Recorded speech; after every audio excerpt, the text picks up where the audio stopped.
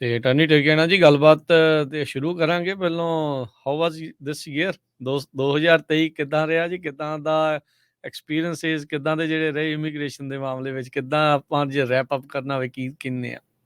ਬਹੁਤ ਵਧੀਆ ਸਾਲ ਰਿਹਾ ਤੇ ਤਕਰੀਬਨ ਸਾਰੇ ਕੇਸ ਜਿਹੜੇ ਸੀਗੇ ਡਿਫਿਕਲਟ ਜੱਜ ਜਿੱਦਾਂ ਕਈ ਨਵੀਂ ਟੈਰੀਟਰੀਆਂ, ਕਦੇ ਲੂਈਜ਼ੀਆਨਾ, ਟੈਕਸਸ, ਇੱਧਰ ਉੱਧਰ ਹਰੇਕ ਕਈ ਵੰਨ ਸੁਵੰਨੇ ਐਕਸਪੀਰੀਅੰਸ ਮਿਲੇ ਇਮੀਗ੍ਰੇਸ਼ਨ ਕੋਰਟ ਦੇ। ਜੀ ਤੇ ਮੈਜੋਰਟੀ ਜਿਹੜੇ ਕੇਸ ਆ ਉਹ ਪਾਸ ਜਿਹੜੇ ਹੋਏ ਇਮੀਗ੍ਰੇਸ਼ਨ ਕੋਰਟ ਲੈਵਲ ਤੇ। Very good. ਤੇ ਤਿੰਨ ਹੁਣ ਜਿੰਨਾ ਵੀ ਜਿੱਦਾਂ ਜਿੱਦਾਂ ਗ੍ਰਾਫ ਉੱਤੇ ਜਾ ਰਿਹਾ, ਚੈਲੰਜਸ ਵੀ ਤੁਹਾਨੂੰ ਪਤਾ ਵੱਧਦੇ ਰਹਿੰਦੇ ਬੰਦੇ ਦੇ। ਬਿਲਕੁਲ। ਤੇ ਮੇਨ ਪਹਿਲਾ ਸਵਾਲ ਇਹੀ ਸੀਗਾ ਕਿ ਜਦੋਂ ਬੰਦਾ ਕੰਮ ਸ਼ੁਰੂ ਕਰਦਾ, ਹੁਣ ਸ਼ੁਰੂ ਕੀਤਾ ਸੀ 2008 ਚ ਹਨਾ, ਜਦੋਂ ਉਦੋਂ ਤਾਂ ਜੁਆਇਨ ਕੀਤਾ ਸੀਗਾ ਆਪਣਾ ਵਾਲਾ ਜਿਹੜਾ ਕੰਮ ਖੋਲਿਆ ਸੀਗਾ 2020 ਦੇ ਵਿੱਚ ਖੋਲਿਆ ਸੀਗਾ। ਜੀ ਜੀ। ਸੌਰੀ 2018, ਹੁਣ ਤਾਂ ਭੁੱਲ ਵੀ ਗਿਆ 18 ਜਾਂ 19 ਕਈ ਸਾਲ ਹੋ ਗਏ ਹੁਣ ਤਾਂ।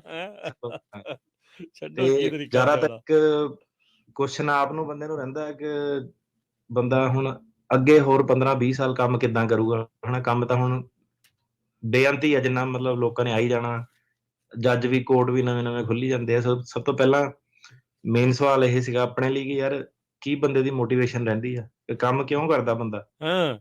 ਇੱਕ ਮੌਕੇ ਤੱਕ ਆ ਕੇ ਪੈਸਾ ਵੀ $1 ਵੈਲਿਊ ਤੇ ਰਹਿ ਜਾਂਦਾ, ਕਿਉਂਕਿ ਤੁਹਾਡਾ ਜਿਹੜਾ ਰਹਿਣਾ ਸਹਿਣਾ ਖਾਣਾ ਪੀਣਾ ਇੱਕ ਉਨੇ ਕੀ ਬੰਦੇ ਦੇ ਮੈਂ ਦੇਖਿਆ ਕਿ ਸ਼ੌਂਕ ਵੀ ਉਨੇ ਕੁ ਜਿਹੇ ਰਹਿੰਦੇ ਆ, ਕਿ ਤੁਸੀਂ ਹੁਣ ਜਿੱਦਾਂ ਸ਼ੁਰੂ ਤੋਂ ਖਾਣ ਪੀਣ ਗਿੱਜਿਆ ਤੁਹਾਡਾ ਉਹੀ ਰਹਿਣਾ। ਕੋਈ ਏਦਾਂ ਨਹੀਂ ਕਿ ਤੁਸੀਂ ਤੁਹਾਡੇ ਹਾਲਾਤ ਚੇਂਜ ਹੋ ਗਏ ਤਾਂ ਤੁਸੀਂ ਬਹੁਤ ਜ਼ਿਆਦਾ ਕੋਈ ਡਰਾਮੈਟਿਕਲੀ ਕੋਈ ਚੀਜ਼ ਉਹ ਕਰ ਦੇਣੀ। ਸੋ ਫਿਰ ਸਵਾਲ ਇਹੀ ਰਹਿੰਦਾ ਕਿ ਇੰਨਾ ਜ਼ਿਆਦਾ ਕੰਮ ਕਿਉਂ ਕਰਨਾ, ਆ ਕੇ ਟੈਕਸਸ ਟੁਕਸਸ ਲੂਈਜ਼ੀਆਨਾ ਕਿਉਂ ਪੰਗੇ ਲੈਣ ਦੀ ਲੋੜ ਆ, ਕਿ ਬਾਕੀ ਜਿੱਦਾਂ ਹੈਗੇ ਕਿ ਚੁੱਪ ਕਰਕੇ ਕੈਲੀਫੋਰਨੀਆ ਰਹਿ ਕੇ ਇੱਥੇ ਕੰਮ ਕਰੀ ਜਾਓ। ਸੋ ਉਹਦਾ ਇਹ ਸੀਗਾ ਕਿ ਚੈਲੰਜਸ ਜਿਹੜੇ ਵਿੱਚ ਸੀਗੇ, ਨਵੇਂ ਨਵੇਂ ਜਿਹੜੇ ਕੋਰਟ ਰੂਮ ਦੇ ਐਕਸਪੀਰੀਅੰਸਿਸ, ਨਵੇਂ ਲੀਗਲ ਮੁੱਦੇ ਜਿਹੜੇ ਉੱਠੇ ਇਮੀਗ੍ਰੇਸ਼ਨ ਕੋਰਟ ਤੋਂ, ਫਿਰ BIA ਦੇ ਕੰਮ ਜਿਹੜੇ ਆਏ, ਸਰਕਿਟ ਕੋਰਟ ਦੇ ਹੁਣ ਜਿੱਦਾਂ ਆਏ, ਓਰਲ ਆਰਗੂਮੈਂਟਸ ਵਗੈਰਾ, ਕਈ ਏਦਾਂ ਦੇ ਰੋਲ ਮਿਲੇ ਕਿ ਜਿੱਥੇ ਲਾਅ ਮੇਕਿੰਗ ਦਾ ਰੋਲ, ਜਿਹੜਾ ਦਰਵਾਜ਼ੇ ਤੇ ਦਸਤਖਤ ਜਿਹੜੀ ਹੁਣ ਦੇ ਰਹੇ ਆ, ਦਸਤਕ ਜਿਹੜੀ ਦੇ ਰਹੇ ਆ, ਹਾਂਜੀ ਜੀ ਜੀ, ਉਦਾਂ ਦੇ ਹੁਣ ਕੇਸ ਕਾਫੀ ਆਣੇ ਸ਼ੁਰੂ ਹੋਏ ਆ, ਜਿਹਦੇ ਵਿੱਚ ਕਿ ਸਾਨੂੰ ਲੱਗਦਾ ਕਿ ਸਿਰਫ ਆਪਣੇ ਕਲਾਇੰਟ ਲਾਣੀ ਕਿ ਜਿਹੜਾ ਬਹੁਤ ਵੱਡਾ ਵਾਈਡਰ ਕਮਿਊਨਿਟੀ ਤੇ ਜਿਹੜਾ ਇੰਪੈਕਟ ਇੱਕ ਛਾਪ ਜਿਹੜੀ ਛੱਡ ਕੇ ਜਾ ਸਕਦੇ ਆ। ਜਿੱਦਾਂ ਵੱਡੇ ਸਿੰਘ ਵਰਸਸ ਗਾਰਲੈਂਡ ਦੇ ਹੁਣ ਆਊਗੇ ਕਾਫੀ ਜਿਹੜੇ ਹੁਣ ਫਾਈਲਿੰਗ ਸੀਗੀ ਅਪੀਲਾਂ ਜਿਹੜੀਆਂ ਉਹ ਸਾਡੀਆਂ ਡਿਊ ਆ।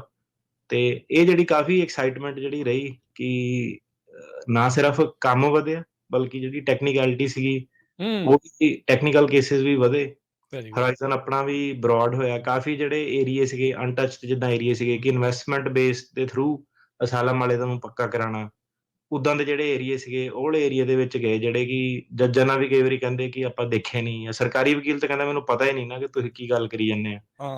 ਤੇ ਜੱਜ ਕਈ ਬੜੇ ਸੱਜਣ ਮਿੱਤਰ ਬਣੇ ਵਿੱਚ, ਕਿ ਉਹ ਕਹਿੰਦਾ ਮੈਂ ਵੀ ਪਹਿਲਾਂ ਇੰਪਲੋਇਮੈਂਟ ਦਾ ਕੰਮ ਕਰਦਾ ਹੈਗਾ, ਤੇ ਕਹਿੰਦਾ ਮੈਂ ਵੀ ਵੇਟ ਕਰਦਾ ਸੀ ਕਿ ਕਦੋਂ ਕੋਈ ਕਹਿੰਦਾ ਆਹ ਵਾਲੀ ਚੀਜ਼ ਜਿਹੜੀ ਲੈ ਕੇ ਆਊਗਾ ਇੰਪਲੋਇਮੈਂਟ ਵਾਲੀ। ਸੋ ਸਾਡੇ ਇੰਡੀਅਨ ਦੇ ਕੇਸਿਸ ਦੇ ਵਿੱਚ ਕੀ ਹੁੰਦਾ ਕਿ 15 ਸਾਲ ਦੀ ਦਾ ਵੇਟ ਹੁੰਦੀ ਹੈ ਇੰਪਲੋਇਮੈਂਟ ਦੀ, ਤਾਂ ਕਰਕੇ ਇੰਨਾ ਇਫੈਕਟਿਵ ਟੂਲ ਜਿਹੜਾ ਨਹੀਂ ਹੁੰਦਾ। ਤੇ ਜਿੱਦਾਂ ਹੁਣ ਮੈਕਸੀਕੋ ਤੋਂ ਆਏ, ਕੋਈ ਹੋਰ ਛੋਟੀ ਕੰਟਰੀ ਤੋਂ, ਨੇਪਾਲ ਦੇ ਸਾਡੇ ਕਈ ਜਿੱਦਾਂ ਕਲਾਇੰਟ ਸੀਗੇ, ਕੋਈ ਰੈਸਟੋਰੈਂਟ 'ਚ ਕੰਮ ਕਰਦਾ, ਕੋਈ ਕਿਤੇ, ਤੇ ਉਹਨਾਂ ਦੀ ਜਿਹੜੀ ਵੇਟ ਆ ਉਹ ਛੋਟੀ ਹੈ, ਜਿੱਦਾਂ 3 ਸਾਲ ਦਾ ਸਾਈਕਲ ਆ। ਸੋ ਵਾਲੇ ਬੰਦੇ ਬੜੇ ਜਿਹੜੇ ਆਪਾਂ ਅਸਾਈਲਮ ਵਾਲੇ ਜਿਹੜਾ ਕੋਡ ਸੀਗਾ ਉਹਦੇ ਚੱਕਰ ਚੋਂ ਬਾਹਰ ਕੱਢੇ ਕਿ ਟਰਮੀਨੇਟ ਕਰ ਦੋ ਨਾ। ਤੇ ਸਰਕਾਰੀ ਵਕੀਲ ਤੇ ਕਈ ਵਾਰੀ ਕਹਿੰਦਾ ਕਿ ਮੈਨੂੰ ਪਤਾ ਹੀ ਨਹੀਂ ਕਿ ਤੁਸੀਂ ਗੱਲ ਕੀ ਕਰਨ ਦੇ ਆ, ਕਿ EB3 ਕੀ ਹੁੰਦਾ, EB2 ਕੀ ਹੁੰਦਾ।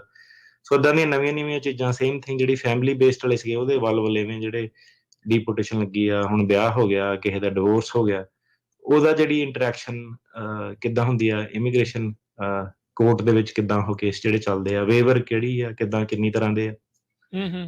ਕਾਫੀ ਮਜ਼ਾ ਆਇਆ ਕੰਮ ਕਰਕੇ ਸਾਲ ਦੇ ਵਿੱਚ। ਕਿ ਪ੍ਰੈਕਟਿਸ ਜਿੱਦਾਂ ਪਹਿਲਾਂ ਸੀਗੀ ਕਿ ਇਮੀਗ੍ਰੇਸ਼ਨ ਦੀ ਕੋਈ ਫੈਮਿਲੀ ਲਾਅ ਕਰਦਾ ਸੀਗਾ, ਗ੍ਰੀਨ ਕਾਰਡ, ਕੋਈ ਸਿਰਫ ਰਿਮੂਵਲ ਦਾ ਕੰਮ ਕਰਦਾ ਸੀਗਾ। ਹੁਣ ਸਾਰੇ ਹੀ ਚੀਜ਼ ਨੂੰ ਜਿਹੜੀ ਮਿਕਸ ਕਰਨਾ, ਕਿ ਇਨਵੈਸਟਮੈਂਟ ਵੀ, ਅਸਾਈਲਮ ਵੀ, ਫੈਮਿਲੀ, ਤੇ ਉਹਦੇ ਨਾਲ ਜਿਹੜੀ ਮੇਨ ਚੀਜ਼ ਸੀਗੀ ਕਿ ਟੀਮਾਂ ਤਿਆਰ ਕਰਨੀਆਂ ਆਫਿਸ ਦੇ ਵਿੱਚ, ਇੱਕ ਟੀਮ ਦੀ ਦੂਜੀ ਟੀਮ ਨਾਲ ਇੰਟਰੈਕਸ਼ਨ। ਹਾਂਜੀ, ਕਮਿਊਨਿਟੀ ਪਹਿਲਾਂ ਕੇਸ ਨਹੀਂ ਦਿੰਦੀ ਹੁੰਦੀ ਸੀ, ਕਹਿੰਦੀ ਇਹ ਤਾਂ ਈਮੇਲ ਵਾਲਾ ਵਕੀਲ ਆ, ਇਹਨੂੰ ਕਿੱਥੇ ਇਹਦੇ ਸਿਰ ਖਪਾਈ 'ਚ ਪੈਣਾ।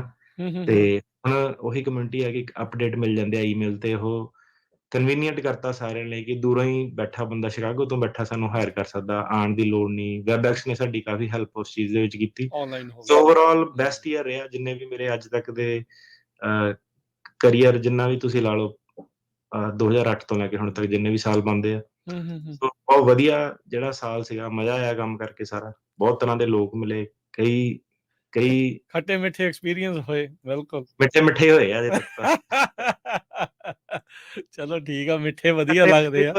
ਉਹ ਵੀ ਇੱਕ ਬੰਦੇ ਦੀ ਅੰਡਰਸਟੈਂਡਿੰਗ, ਹੁਣ ਕਲਾਇੰਟ ਨੂੰ ਵੀ ਪਤਾ ਕਿ ਕਿੱਥੇ ਮੇਰਾ ਕੇਸ ਸੀਗਾ, ਕਿੰਨੀ ਟੈਕਨੀਕੈਲਿਟੀ ਸੀਗੀ, ਕੀ ਮੇਰੇ ਲਈ ਕੀਤਾ ਗਿਆ, ਕੀ ਨਹੀਂ ਕੀਤਾ ਗਿਆ। ਸੋ ਓਵਰਆਲ ਵਧੀਆ ਮੋਟੀਵੇਸ਼ਨ ਅਗਲੇ ਸਾਲ 'ਚ ਗੋਇੰਗ ਫਾਰਵਰਡ ਵੀ, ਕਿ ਹੁਣ ਨਿਊਯਾਰਕ ਵਾਲਾ ਆਫਿਸ ਆ, ਇੱਥੋਂ EMPLOYEE ਪਹਿਲਾਂ ਉੱਥੋਂ ਲੱਭਦੇ ਸੀਗੇ ਤੇ ਗੱਲ ਬਣੀ ਨਹੀਂ। ਹੁਣ ਜਿਹੜੇ ਸਾਡੇ ਇੱਥੇ ਵਾਲੇ EMPLOYEE ਸੀਗੇ, ਉਹ ਉੱਧਰ ਭੇਜਣੇ ਸ਼ੁਰੂ ਕਰਤੇ। ਨਿਊਯਾਰਕ ਵਾਲਾ ਆਫਿਸ ਐਕਟੀਵੇਟ ਕਰਤਾ, ਫੋਰੈਸਟ ਹਿਲਸ ਵਾਲਾ।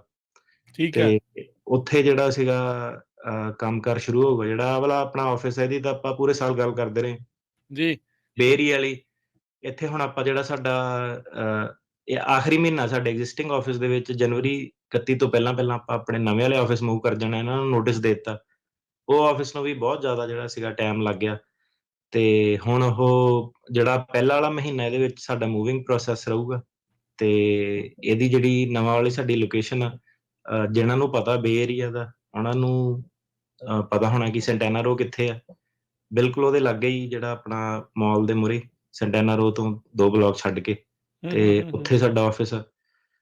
ਤੇ ਉਹਦੇ ਵਿੱਚ 30 ਕੁ ਜਾਣੇ ਹੁਣ ਸਾਡੇ ਸਟਾਫ ਜਿਹੜੇ ਇੱਥੇ ਇਹ ਆਫਿਸ ਦੇ ਵਿੱਚ ਜਿਹੜੇ ਬਹਿੰਦੇ ਆ। ਤੇ ਓਵਰਆਲ ਜੇ ਤੁਸੀਂ ਸਮਰੀ ਕਰੋ ਤਾਂ ਵਧੀਆ, ਕਿ ਇਹ ਸਾਲ ਬੜਾ ਵਧੀਆ ਲੰਘਿਆ। ਤੇ ਅਗਲਾ ਸਾਲ, ਕਿਉਂਕਿ ਹੁਣ ਆਪਾਂ ਆਪਣੇ ਆਫਿਸ 'ਚ ਸ਼ਿਫਟ ਕਰ ਜਾਣਾ, ਤੇ ਉਹ ਵੀ ਫਿਰ ਆਪਣਾ ਉਮੀਦ ਆ ਕਿ ਇਹ ਜਿਹੜੇ ਸਾਲ ਏਦਾਂ ਹੀ ਚੱਲਦੇ ਰਹੂਗੇ। ਨਹੀਂ, ਚਲੋ ਬਹੁਤ ਵਧੀਆ ਜੀ।